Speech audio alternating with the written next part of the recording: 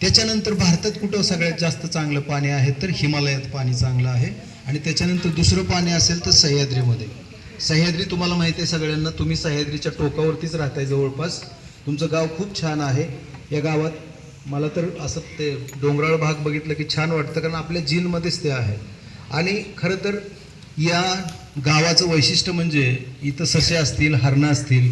मी अजून फिरलो नाही या गावात, पण माझं गाव काही लांब नाही आहे, त्यामुळे जे माझ्या गावात मिळतं ते शक्यतो येतही मिळत असावं. चिंकारा जातीची हरणं आहेत. आणि हे सगळं जे वन्यजीवाचं धन आहे हे सांभाळलं पाहिजे. तुमच्या गावातले पाण्याचे सोर्स आहेत, जुनं समजा एखादा ओढा असेल, एखादा विहीर, जुनी बारव असेल, हे सगळं छानपैकी ते जपलं पाहिजे. तेच आपलं खरं तर धन आहे. आपण खूप चांगल्या बिल्डिंग्स उभारू, पण त्याच्यात शिकवण्यासाठी किंवा बरंच काय असतं, त्या गोष्टी मी सांगत नाही. पण पाणी कुठलं प्यावं हे सुद्धा सायन्स आहे. आज तुम्ही सायन्स लॅब उभी केली आणि तुम्ही जर बिस्लरीचं पाणी पिणार असाल तर दॅट इज रॉंग. कारण जे निसर्ग तुम्हाला पाणी देईल, तुम्ही विहिरीचं पाणी प्या, काही होत नाही. त्याचा TDS असेल जास्तीत जास्त 800. आज आपल्या भारतात राजस्थानमध्ये 3000 TDSचं पाणी पिणारी माणसंही जिवंत राहतात. तुमच्या समोर मीच आहे. तुमची आजी शिकवायची पहिली तुम्हाला की 12 गावचं पाणी पिलाय हा माणूस लय पुढील असेल. याचा अर्थ 12 गावच्या पाण्याचा pH वेगवेगळा असतो. त्याची क्षार म्हणजे TDS म्हणजे जी पाण्यात क्षार मिसळलेले असतात ते वेगवेगळे असतात. ते तुम्ही पाणी पिऊन तयार झाला तर तुम्ही जगामध्ये कुठेही विनरच असणार. तुम्ही बिस्लरीचं पाणी लहानपणापासून पिला तर लवकरच मराल. तुम्ही फिल्टरचं पाणी तुम्ही म्हणाल हे काय सांगताय तुम्ही. सायन्स अजून आपल्यापर्यंत पोचलंच नाही. सायन्स काही शिकवण्याची गोष्ट नाही, सायन्स ही जगायची गोष्ट आहे, लक्षात ठेवा. मी दररोज आजही जी बारामतीत कॅनोल वाहतो, एक नीरा डावा कॅनोल आहे नीरा नदीवरती, ते नीरेचंच पाणी आहे. वीर भाटगर धरणात साठवले तेच पाणी मी आजही दररोज पितो. आज सकाळी पिऊन आलो. मी गेली सातत्याने 30 वर्ष मी त्या कॅनोलचं पाणी पितोय. मला कुठलाही आजार आज तागायत नाही. कोरोनानंतर मी कुठल्याही, त्याच्या अगोदर 15-1 वर्ष, अजून एक 4-5 वर्ष झाली, कधी ती 2 इंजेक्शनचे डोस सोडले तर मी कधी इंजेक्शन घेत नाही. त्याचा अर्थ मी निसर्गाबरोबर राहतो. निसर्ग हेच खूप मोठं सायन्स बुक आहे, लक्षात ठेवा. पण आपल्याला ते उघडताना समजलं पाहिजे की आपण नक्की काय करतोय. या बिस्लरीच्या पाण्यामध्ये 0 TDS असतो. जे पाणी आजारी पडल्यानंतर डॉक्टर पूर्वी उकळून पाणी प्या, म्हणजे क्षार सगळे खाली बसू द्या, तुमची बॉडी पचवणार नाही म्हणून ते उकळून पाणी प्या. आपण आता सगळं उकळलेलंच पाणी प्यायला लागलो. आपण आपली बॉडी कमकुवत बनवत चाललोय, क्षीण होत चालली बॉडी आपली. फिल्टर जे बसवतात ही लोक, त्यांना माहीत आहे का त्या फिल्टरच्या पाण्यामध्ये काय असतं. त्या फिल्टरच्या पाण्यामध्ये TDS लावतात 50, तो जातो 0 पर्यंत आणि तुमच्या किडनीला परत मिनरल्स मिळत नाहीत आणि किडनी निकामी व्हायला लागलेत लोकांचे. पण आपल्याला वरून जे येतं, हेमामालिनी सांगते फिल्टरचं पाणी प्या, बोंबला मरा. आणि आपल्या आजी सांगत होती माठातलं पाणी प्या. माठ हा कोण तयार करायचं पूर्वी? गावातले कुंभार समाज. तो तयार करत असताना तुम्हाला माहिती नसेल तर बारकाई नाही, एक लक्षात ठेवायचं, मी रिसर्चर आहे, मी प्रत्येक गोष्ट ज्या वेळेला ॲनालिसिस करतो त्यानंतरच बोलतो. माठ तयार करताना पूर्वी गावात आजही आहेत गाढवं असतात, त्याचं लीद त्या मातीमध्ये मिक्स करायचे, ते भाजायचे आणि त्यानंतर तो माठ तुम्ही 2 दिवस भरायचा, नंतर ओतून द्यायचा आणि तोच माठ कंटिन्यू उन्हाळ्यामध्ये आपण 3-4 महिने तो, किंवा काही लोक वर्षभर सुद्धा पितात. पण त्या माठाचं वैशिष्ट्य असं आहे, जगभरात माठाचं वैशिष्ट्य असं आहे, कुंभारी माठाचं वैशिष्ट्य असं आहे की त्याच्यातला ऑक्सिजन लेवल वाढते पाण्यात. डिझॉल्व ऑक्सिजन ज्याला म्हटलं जातो तो वाढत जातो. आता ही लॅब आली म्हणजे तुम्ही नुसतं काहीतरी काडेपेटीनं पेटवायचं, काहीतरी इजवायचं, काही केमिकल टाकायचं यासाठी नाही येते. लॅब आहे ती तुमच्या जीवनात जे लागतं त्याचे प्रयोग करा. त्या पाण्याचा pH चेक करा, ह्या पाण्याचा pH चेक करा, याच्यात इलेक्ट्रॉन्स आहेत का. ज्या पाण्यात इलेक्ट्रॉन्स असतात ते पाणी जिवंत पाणी म्हणून असतं, लक्षात ठेवा. आपण मस्त बिस्लरीची 20 रुपयाची बाटली घेतो, भिकाऱ्यासारखं मिरवत बसतो आणि ती पितो आणि आपल्याला वाटतं मी खूप श्रीमंत आहे, मी 20 रुपयाची बॉटल पितो. म्हणजे इतकं वाईट पाणी आहे ते की त्याच्यात काहीच नाही. आजकालच्या बिस्लरी बॉटल 3 रुपयात तयार होते. ते रुपयाचं प्लॅस्टिक असतं, 2 रुपयाचं पाणी खर्चाचं मिळून असतं आणि ते तुमच्यापर्यंत 20 रुपयाला येतं. ते पाणी बोरवेलचं असतं. जे तयार करतात पाणी त्याला कधी लॅब माहीत नाही, त्याला त्या पाण्याचं pH विचारलं, ते म्हणतो असलं काही नसतं आमच्यात. TDS विचारलं, हे तर काहीच नाही, DOI काहीच नाही. मग करता काय तुम्ही? ते पाणी आम्ही भरतो, त्यात काही केमिकल टाकली जातात, क्लोरीनसारखं त्याचं प्रमाण वाढवलं जातं, अजून काही केमिकल टाकली जातात आणि ते तुम्ही पिता. सगळ्यात घाणेरडं पाणी कशाचं असेल तर फिल्टर, देन बिस्लरी बॉटल ह्या. तशी तर मिनरल वॉटर असतं 700 रुपये लिटर, तुम्ही घरी पण तयार करू शकता. हे तुम्हाला प्रयोगशाळेत शिकायचे, लक्षात ठेवा. प्रयोगशाळा बांधली, तिचं उद्घाटन झालं, 4 केमिकल्स लावलं, कुलूप झालं, अजिबात नाही. फुटली पाहिजे, ती जाळली पाहिजे एकदा तरी. प्रयोग करा त्याच्यामध्ये. तुम्ही सुद्धा, जो आपला तो कोण खेळाडू आहे, तो क्रिकेटर, तो जो तो ते खेळतो लय भारी, ते गाडी आहे त्याला, तो विराट, तो पितो बघा ते पाणी. तुम्ही घरी करू शकता. माझा विषय BSc ला केमिस्ट्री होता, त्याच्यामुळे प्रयोग हे सगळे आम्ही कोळून पिलोय. त्याच्यातला एक प्रयोग तुम्हाला मी करतो, तो सांगतो डेली. तुम्हाला जर ते 800 रुपये लिटरचं पाणी प्यायचं असेल तर तुमच्या टॅप वॉटरला, म्हणजे जे गावात पाईपलाईन असेल, ते पाणी 1 लिटर घ्यायचं, पातेल्यात ठेवा. त्याच्यात रात्री 1 लिटर पाण्यामध्ये अर्ध लिंबू पिळा, काकडीचे 4-5 सॅलड तयार करा, ते त्याच्यात टाका, रातभर भिजत ठेवा, सकाळी ते गाळून पाणी प्या. दॅट इज अल्कलाईन वॉटर, ज्याचा pH असेल 8.1 ते 8.5. अल्कलाईन पाणी, जापनीज टेक्निक आता आले, त्याच्यामध्ये अल्कलाईन पाणी पिण्याची पद्धत आली. तुमची बॉडी जेवढी अल्कलाईन राहील तेवढी स्ट्रॉंग राहील.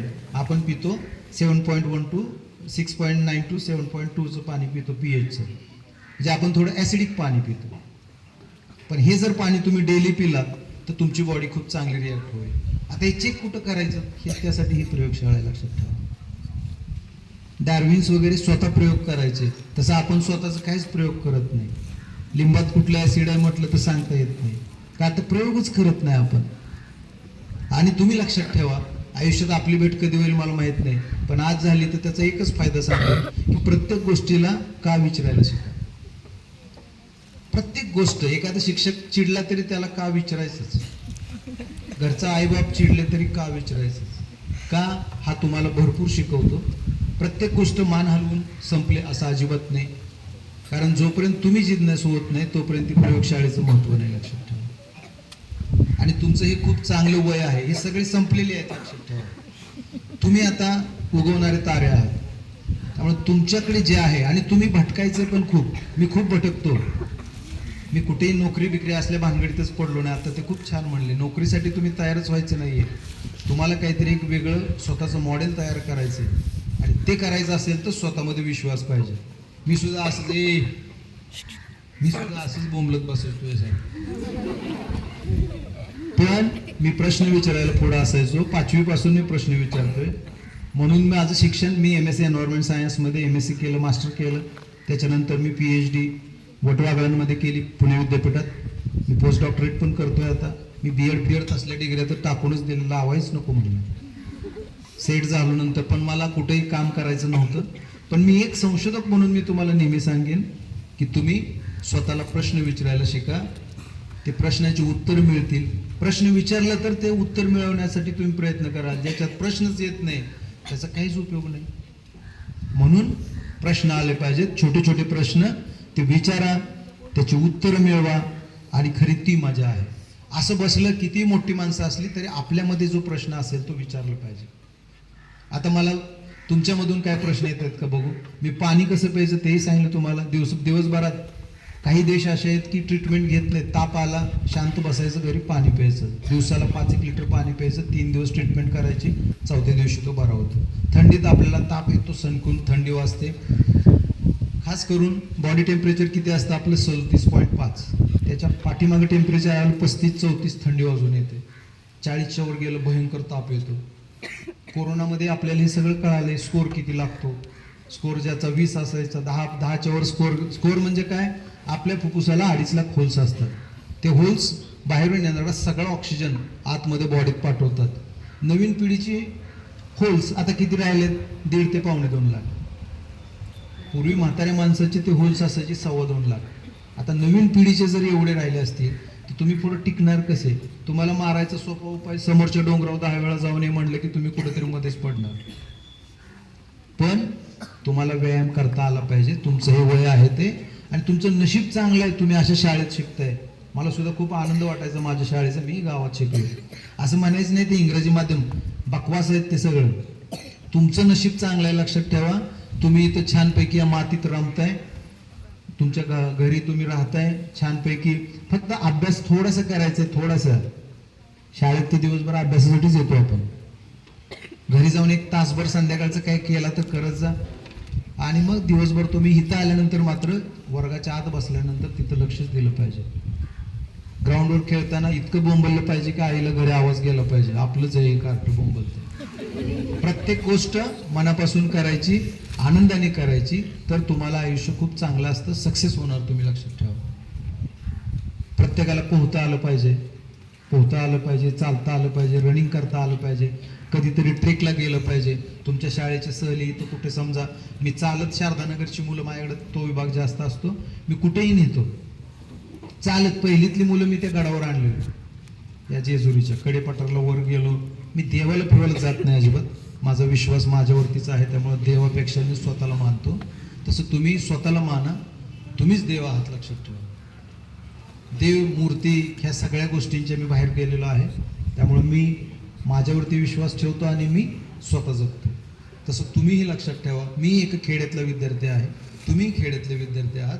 तुमच्यावरती कॉन्फिडन्स पाहिजे, तुम्हालाही शिकायचं आहे. उद्या मांडकी गाव सोडून पुण्यासारख्या शहरात जायचे, तिथं काहीतरी तुम्हाला BSc, MSc, PhD व्हॉटेवर, कोण टेक्नॉलॉजीमध्ये जाईल, कोण आर्टमध्ये जाईल, कोण सायन्सला जाईल, कोण कॉमर्सला जाईल.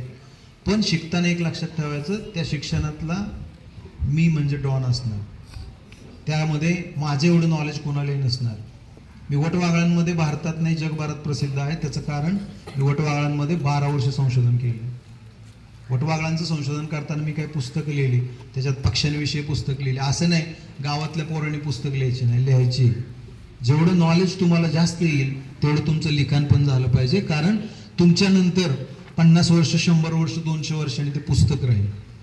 माझी जवळपास 12 पुस्तकं प्रकाशित आहेत आणि ते प्रत्येक पुस्तक मी मेल्यानंतर सुद्धा कधीतरी कोण वापरेल, त्यावेळेला मांडकी गावातला पक्षी कुठला, अमकं काय, तमकं काय, हे सगळं तुमचं नॉलेज आहे ते तुमच्यापासून पुढं गेलं पाहिजे. त्यासाठी लिहिता आलं पाहिजे. फेसबुक, व्हॉट्सॲप, ते चॅट पॅड व्हॉटेवर जे काय असेल त्याच्यात जास्त वेळ घालवायचा नाही. ते तुमचं वय पण नाही. ह्या जर डबड्यात कुणाला मोबाईल असेल तर त्याच्या आईबापांनी केलेली सगळ्यात मोठी चूक असेल. 12वी नंतर मोबाईल द्यावा मुलांना, ते सुद्धा ते लायकीचं असलं तर. तुम्ही मोबाईल वापरायचा नाही. 10वीपर्यंत प्रश्नच नाही. मोबाईल त्या गोष्टीपासून लांब राहायचं.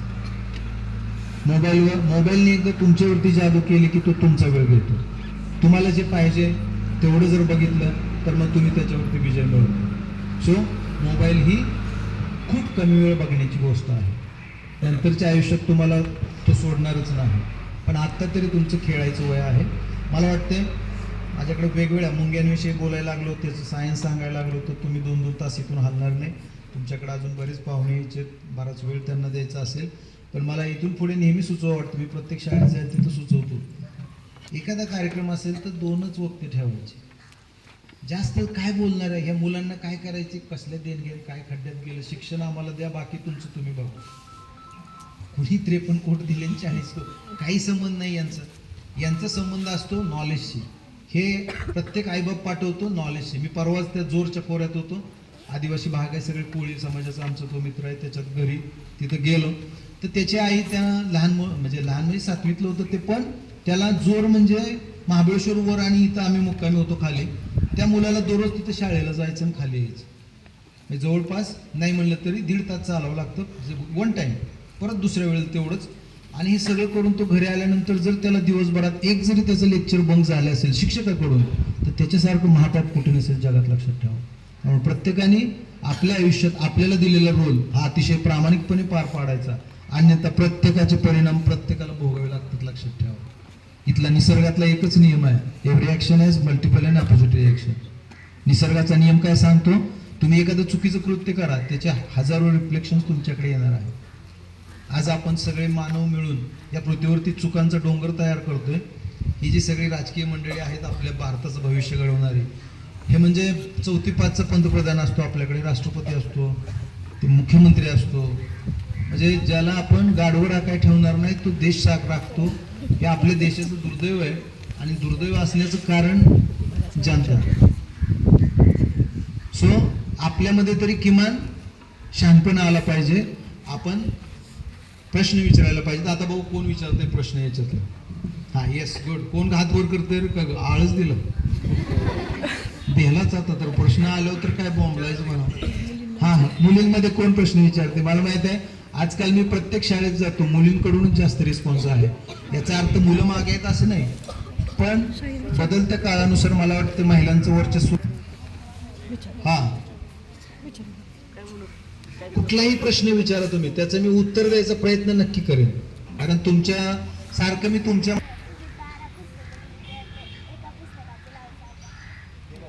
शाळेला आणले इकडे जातो मोठ्याने बोल. सर तुम्ही 12 पुस्तकं लिहिली त्यात एका पुस्तकाचं नाव सांगा. ये इकडे, तेच आहे पुस्तक. पुढे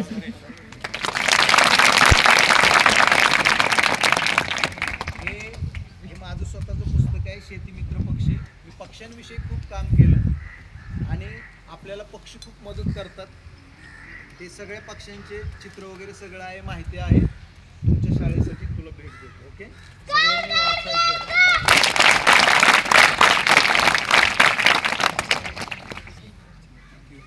मला असं वाटतं की तुमच्याकडून प्रश्न यावेत. त्याचं कारण मी पक्ष्यांविषयी खूप काम केले, कावळ्याचे आवाज काढतो, सगळं करतो. पण पक्षी हे आपल्या गावची देण असते. ही अशी झाडं वाचली पाहिजेत. पक्षी नसले तर तुम्ही खाऊ शकणार नाही. युक्रेनमधून ज्या बोर्ड्या येतात, तुम्हाला माहिती आहे बोर्डे आपल्याकडे तर डान्स करतात खूप छान. माहिती आहे कोणाला? तुमच्या आजी लुईसला बोर्डी कोणाला म्हणायची? आजी तुमच्या आईलाच म्हणत असेल. रानात कलकल कलकल करते, पक्षी येतो युरोपमधून आपल्याकडे येतो, 15,000 किलोमीटरचा प्रवास करून आपल्याकडे येतो, आपल्या गवताळ भागात राहतो. जगात माणूस सोडला तर सगळ्याचे फायदे आहेत, आपला काहीच फायदा नाही. पण तुझा प्रश्न खूप छान आहे. वटवागळांचा फायदा काय? वटवागळ ही 2 प्रकार का म्हटलं मी? एक प्रकार असा आहे की तू फक्त झाडांची फळं खातो, दुसरा प्रकार आहे तो कीटक खातो. वटवागळ रात्रभर हवेत उडणारे कीटकांना खातात, म्हणून शेतीवर अनेक प्रकारचे जे कीटक असतात त्यांना कंट्रोल करण्याचं काम फक्त जगात वटवागळ करतात. दुसरा सगळ्यात महत्त्वाचा, ही जी झाडावरची वटवागळ आहेत, समजा निरेत एक कॉलनी वटवागळांची मोठ्या, ती रात्री इथून 40 किलोमीटर लांब जाते आणि रात्रभर ती खात खात इथपर्यंत येते, परत सकाळी पहाटे. या दरम्यान ती काय करते, समजा वड पिकलेत, उमरं पिकलेत, ती तोंडात टाकतात, ज्यूस पितात आणि तो जो बिया असतात ते थुकून टाकतात. वटवागळी फक्त ज्यूस पितात, बिया खात नाहीत ते. आणि थुकल्यानंतर त्या झाडं जी खाली पडतात, वड उगवतो, त्याच्यातून उंबर उगवतो, जवळपास 450 प्रकारची झाडं त्याच्या तोंडातल्या आणि बिष्टीतून उगवतात. लक्षात ठेवा, ही वटवागळं एका ठिकाणावरून झाडांच्या बिया एका ठिकाणावरून दुसरीकडे नेण्याचं सगळ्यात महत्त्वाचं काम करतात. ही वटवागळं करतात.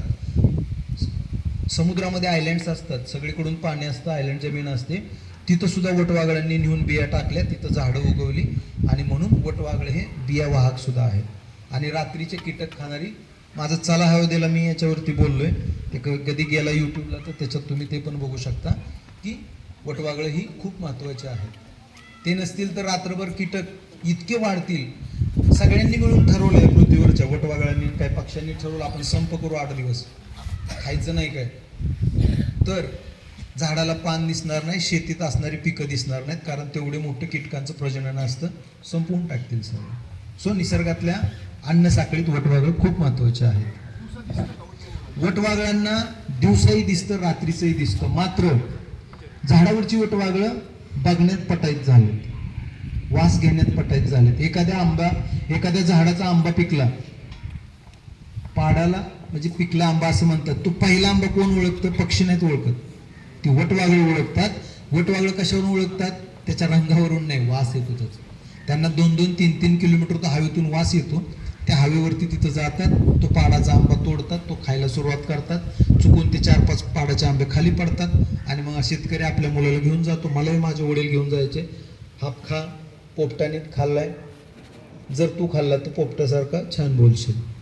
पण ती खरी पाकर खाती फळं नव्हती, ती वटवागळांनी टेस्ट केलेली फळं होती. म्हणून काय तुम्हाला लगेच कोरोना किंवा तो दुसरा एक आजार केरळमध्ये आला होता, हा व्हायरल झालं होतं. हा, तर ते ऍक्च्युली इंडोनेशियातून आलं होतं. आपल्या भारतात कुठलाही आजार वटवागळांनी आजपर्यंत आपल्याला दिलेला नाहीये. ओके, ठीक आहे. त्यामुळे हा दिसतं. केव बॅट्स सर म्हणले तसं, जे गुहेत राहतात ते कशावरती काम करतात?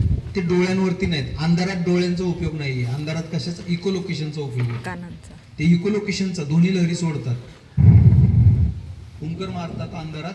त्याच्यावरती समोरच्या ऑब्जेक्टला एखादा डास असेल त्याला धडकतो आणि तो लगेच कळतो, त्याला ब्रेन अनालिसिस करतं आणि त्याला तो खातो. एका सेकंदातल्या तिसऱ्या पार्टमध्ये एखादा डास हवेत असेल त्याला तो उडत असताना सुद्धा त्याला वटवाघळ सहज कॅच करतात. सो ते इकोलोकेशनवरती काम करतात.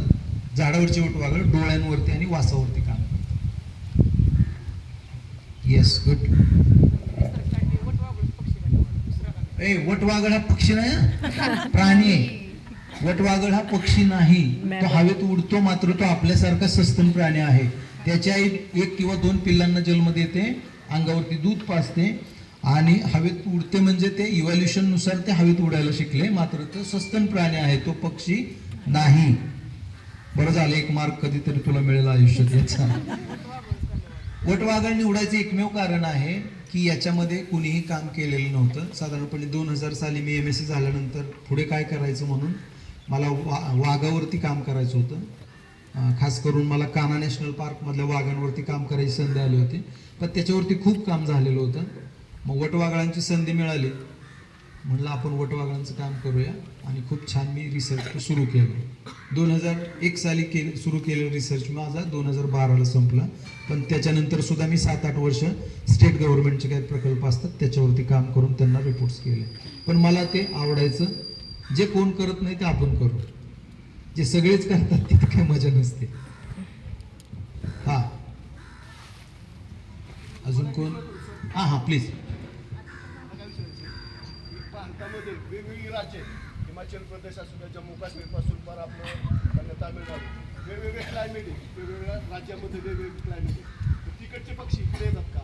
वा. त्याच क्लायमेट मधले पक्षी तिथेच राहतात. आपला सांग. जग हे गोल आहे, लक्षात ठेवा. गोल बघितलंय तुम्ही? जगाच्या वरच्या टोकाला आणि खालच्या टोकाला बर्फ पडतो. खास करून सगळं जे मायग्रेशन होतं, मायग्रेशन म्हणजे स्थलांतर, वरच्या टोकाकडून साऊथकडे यायचं, खालच्या टोकाकडून साऊथकडे यायचं, नॉर्थ कडून साऊथकडे यायचं. त्याचं कारण बर्फ पडलेला असतो, तिथं जगण्यासाठी अनुकूलता नसते. आत्ता जर तुम्ही खास करून हिमाचलच्या वर सगळ्या त्या रिजनमध्ये गेला तर बर्फ आहे. -60 पर्यंत टेम्परेचर जातं. मनाली तर आत्ता गेला तर दिवसा टेम्परेचर असेल, पण संध्याकाळी ड्रॉप होतं, 0 पर्यंत जातं. ते सगळे पक्षी हळूहळू मायग्रेशन करून ऑक्टोबरला ते निघतात तिथून. ते येतात मध्य भारतात. ते मध्य भारतातून अगदी साऊथपर्यंत पोहोचतात. जसं आत्ता मी भोरडे सांगितलं, रशियात आत्ता खूप सायबेरिया अस्वल असतात. ती 6 महिने सायबेरियात वगैरे जमिनीखाली जातात, आतमध्ये गुहेत, तिथंच राहतात. पण त्याच्या अगोदर त्यांचं प्लॅनिंग असतं. त्यांचं वजन समजा 300 किलो असेल तर ते 450 किलोपर्यंत करतात आणि मग ते 150 किलोचा वापर, फॅटचा वापर ते त्या हायबरनेट अवस्थेत करून घेतात. तिथंच पिल्लांचा जन्म होतो आणि मग मार्च-एप्रिलला ती पिल्लं बाहेर घेऊन ती बाहेर पडते. स्लाईड करत करत तिचा प्रवास सुरू होतो. आपल्याकडे खूप हीट होते मार्च-एप्रिलमध्ये. एप्रिलमध्ये परत ते पक्षी निघायचा प्रयत्न करतात आणि मेमध्ये परत एकदा हिमालय रिजनमध्ये हिरवळ फुलायला सुरुवात झालेली असते. 6 महिने तिकडे, 6 महिने इकडे. मानव सुद्धा असाच होता, फक्त घर बांधले ना आपण शानपणा करायला लागलो, हे माझं घर, तुमचं काहीच नाही. इथं पाहुण्यासारखे आहात, पाहुण्यासारखंच राहायचं आणि गप निघायचं. आपण या पृथ्वीवरती पाहुणिकाला करावं, लक्षात ठेवा. अजून 20-1 वर्षांनी यातलं एक डबडं पण नसेल, तुम्हीच असेल कोणतरी असलं तर. नाहीतर वरचं आणि हे 20 वर्षाचं गबाळ आहे एवढं, ते त्यातनं सुद्धा बरेच लवकर पळतील. शेवटी आपण इथं निसर्गाने एक संधी दिली आपल्याला या पृथ्वीवरती. आपलं वय किती असतं? जास्तीत जास्त 50, 60, 70 वर्ष. या पृथ्वीचं वय किती आहे? 450 कोटी वर्ष. या पृथ्वीचं वय किती आहे? 450 कोटी वर्ष. आणि रात्र झाल्यावर जे आभाळात बघतो आपण ते ग्रह तारे, त्यांचं वय आहे 1650 कोटी वर्ष. त्या 1650 कोटी वर्षात या पृथ्वीचं वय 450 कोटी वर्ष. आणि आपलं किती असतं? 50 वर्ष. म्हणजे आपण किती कचरा लाईफ इथं आहोत. आपण एका कचऱ्यासारखीच आहोत. प्लास्टिक जसं एक 40-50 वर्ष जगतं तसंच आपण इथं जगायचं. तेवढंच आपली लायकी आहे. त्यामुळे जास्त शहाणपणा करण्यापेक्षा जास्त नॉलेज मिळवायचं इथं, लक्षात ठेवा. समजलं? गरीब श्रीमंत असं इथं कोणी नसते. आहे का कोण गरीब श्रीमंत? श्रीमंत असला म्हणून 50 भाकरी खातोय का तो? त्याला अर्धी पण जात नाही. आपण तरी एक खाऊन येतो. त्यामुळे तुमचं नशीब चांगलं आहे. मी परत एकदा सांगतो, तुम्ही खेडेगावात तुमचं किती छान गाव आहे, मस्त माळरान आहे. तिथं कधीतरी ससा दिसत असेल, तिथं कधीतरी सशाचं रिंगण बघितलंय का कोणी? ससा कशात राहतो? बा, चुकीचं उत्तर. आपण गावात राहून पण आपल्याला माहित नाही. ससा कधीच बिळात राहत नाही. ते युरोपियन ससे आणले आपल्या लोकांनी, पांढरे ससे, ते कोणतरी पाळतं, तो बिळ करून राहतो. कारण तो युरोपमध्ये बर्फ पडतो म्हणून तो जमिनीच्या खोलवर जातो. इथं बर्फ पडतोय का तुमच्याकडे? ससा कधीही बिळ करत नाही. हा ससा जमिनीच्या वरच राहतो, पिल्लांना जन्मही देतो. कुठे देतो? रिंगण करतो. एखादं बोरीचं झाड असेल, त्याच्यात गवत उगवलेलं असेल उंच, तिथं बरोबर त्या गवतात आत रिंगण करतो आणि त्याच्यात तो पिल्लांना जन्म देतो आणि छान खेळतो. मारुती चितमपल्ली माझे गुरु होते, ते गेले आता. त्याच्यानंतर आम्ही दोघांनीच बघितले. महाराष्ट्रात तरी आम्ही दोनच माणसं आहोत सशाचं रिंगण बघणार. मुळात ससा जमिनीवर राहतो हेच अजून बऱ्याच लोकांना माहित नाही. खोलच करतो असं म्हणतात, असं नाहीये. म्हणून मी तुम्हाला सांगितलं, प्रत्येक प्रश्नाचं उत्तर घ्यायचा प्रयत्न करायचा, ॲनालिसिस करायचं. मी सांगितलंय म्हणून नाही, तर अजून मला पण बघायचंय की नक्की राहतो का, आपण याच परिसरात आहोत. तर कधीतरी माळराने फिरायला जाता तुम्ही, कधीतरी मला बोलवा, आपण नेचर वॉक करू. इथं एक छान पक्षी निरीक्षण तुम्हाला करून दाखवेन मी. किंवा कधीतरी आमच्या धुमाळवाडीला या फलटण तालुक्यात तिथं खूप छान धबधबे आहेत, नौकुंड आहेत, जिथं मी माझ्याबरोबर फॉरेनर तर येतातच, पण भारतीय लोक पण राजकारण्यांपासून सगळे येतात. खूप छान आहेत ते नौकुंड. असं खूप छान आपल्याकडे, तुमच्याकडे पुरंदर किल्ला आहे, जेजुरीचा कडेपठार आहे, पाठीमागे गेले की राजगड आहे, तोरण आहे, कितीतरी किल्ले आहेत. पण किल्ल्यावर जायचं म्हणजे नुसतं जायचं नाही, पायी जायचंय. त्या किल्ल्याचा इतिहास, भारतात काय बघायचं असतं भटकंती करताना, तर भारताचा इतिहास आणि भारताचं नेचर आणि कल्चर, या दोनच गोष्टी आपल्याला बघायच्यात. लक्षात ठेवा. तुम्ही कधी कुणाला हिमालयात जायचं असेल, जाधव मॅडमकडे आहे नंबर माझा, तर तुम्ही नक्की त्यांना कळवा, आपण तुम्हाला घेऊन जाऊ. 18,500 मी बारामती टू बारामती घेऊन जातो. खेड्यातली मुलं असतील तर, बाकीच्यांची 35-40,000 आहे. पण मुलांसाठी ही आपण कमीत कमी त्याच्यात सगळं घेऊन जात असतो. मार्चमध्ये ती 10वीत मुलं आहेत ना, त्यांच्यासाठी मी 22 मार्च 30 मार्च माझी एक बॅच जाणार आहे बारामतीतून. त्यात यायचं असेल तर येऊ शकता. 10वी की 9वी कुठली पण परीक्षा असतात म्हणून 10वीची परीक्षा होते. 18 मार्च समथिंग परीक्षा संपते तुमची. तर हे निसर्गातले अनेक प्रश्न, त्याची उत्तरं मिळवणं, ही सायन्स लॅब निसर्गातली तुमच्या इथं आहे असं म्हणायचं. आणि त्याच्यात आपल्याला समजतील ते प्रयोगसुद्धा केले पाहिजेत. अन्यथा दिलेले प्रयोग तर आहेत. साधी गोष्ट आहे साबण तयार करणं, अशा अनेक गोष्टी असतात. छोट्या छोट्या गोष्टी तुम्ही करायला शिका, मग तुम्हाला कळेल की नक्की प्रयोग म्हणजे काय असतं. येस, हां, पृथ्वी 450 कोटी वर्षापूर्वीची आहे, म्हणजे तेवढी ते आहे. आणि अजून किती वर्ष राहिले अननोन आहे. म्हणजे असं सांगितलं ती मध्यावरती आले तिचं एज, म्हणजे अजून 450 कोटी वर्ष जगेल. नाही, तिचं काय मत आहे हां, की पृथ्वी आता किती वर्षाची झालेली? तेच सांगितलं ना, 450 कोटी वर्षापूर्वीची. हे तिचं वय आता 450 कोटी आहे. त्यात जिथं आपण उभा आहोत, हा प्रदेश कुठून तुटून आलाय? आफ्रिकेतून. मदागास्कर म्हणून आज जे छोटंसं आयलंड राहिले त्याचाच एक भाग होता, ते तुटून आलो. आणि आपण, हा समुद्र होता, इथं समुद्र होता. आपला भारताचा नकाशा बघितला, त्यातला अर्धा कट करा, त्याला उचला आणि धरा, इकडं आणा म्हणजे आफ्रिकेला जोडा. तो आफ्रिकेतून तुटून आला, इथं धडकला, त्याला 7.5 कोटी वर्ष झाली. म्हणून या भागाला याचं वय 7.5 कोटी वर्ष आहे असं मानलं जातं. आपला जो सह्याद्री पर्वत आहे त्याचं वय 7.5 कोटी वर्षाचं मानलं जातं. हिमालय जगातला सगळ्यात तरुण पर्वत. तुम्ही जसे तरुण आहात सगळ्यात, तसं हिमालय बाल्य पर्वत, सॉरी मी तरुण म्हणलं, बाल्य, जगातला सगळ्यात बाल्य पर्वत म्हणून हिमालयाची नोंद आहे. लक्षात. हिमालयाचं वय फक्त 2.5 कोटी वर्ष आहे.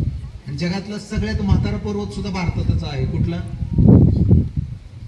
आरवली पर्वत, जो राजस्थानमध्ये गेला तुम्ही की तिथं जाणवेल. तो आरवली पर्वत हा जगातला सगळ्यात म्हातारा पर्वत म्हणून त्याची नोंद आहे. त्याचं वय टेंटेटिव्ह 100 ते 110 कोटी वर्ष आहे. ते त्याचं वय आहे. समजलं? त्यामुळे असे प्रश्न पडले पाहिजेत, तर त्याची उत्तरं मिळवण्याचा तुम्ही प्रयत्न कराल. येस, मी सांगितलं ना, मला आवडतं वेगळं करायला, तुला पण आवडतं, तू ते करायचं. जगामध्ये तुम्हाला ज्याच्यावरती काम करायचं असतं, संशय, तुला काय आवडतं सांग की. मला निसर्गातले झाडं आवडतात. वा,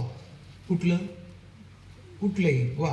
मग तू तू काय करायचं 10वी झालं की 11वी 12वीला सायन्सला जायचं, तिथून पुढे BSc ला सायन्स विषय घ्यायचा आणि बॉटनी म्हणजे काय म्हणूया त्याला, हे वृक्षांचा सगळा अभ्यास असतो वनस्पतीशास्त्र. ओके. आणि मग वनस्पतींचा अभ्यास करण्यासाठी पण तू आत्तापासून सुरुवात करायची. आता पहिला अभ्यास कुठं सुरू करायचा, आपल्या घरी आजी आजोबा असतील किंवा जुनी माणसं असतील, ते खूप छान छान औषधं सांगतात आपल्याला. दगडी पाला कोणाला जखम झाली की आपण लगेच तोडकं लावतो. नाही तर बरेच जण आता माहीत असून सुद्धा मी मेडिकलमध्ये जात नाही, मला कधीही लागलं जखमेवरती लगेच ते पान काढायचं, पिळायचं, संपलं. दगडात जखम होते दुसऱ्या दिवशी, ते दगडी पाला. लिंबाचा पाला तर तुम्ही खाताच. हो. असं प्रत्येक गोष्टीत आतापासून अभ्यास करायचा. आणि काय करावं लागेल, तुला लिहावं लागेल. तुम्ही सगळ्यात मागे कुठे आहात, तुम्ही लिहित नाही अजिबात. येस. जी झाडावरची वटवाघळं आहेत ती 15 ते 20 वर्ष जातात आणि जी कीटक बक्षी आहेत ती 7 वर्ष जातात. ठीक आहे, थँक्यू.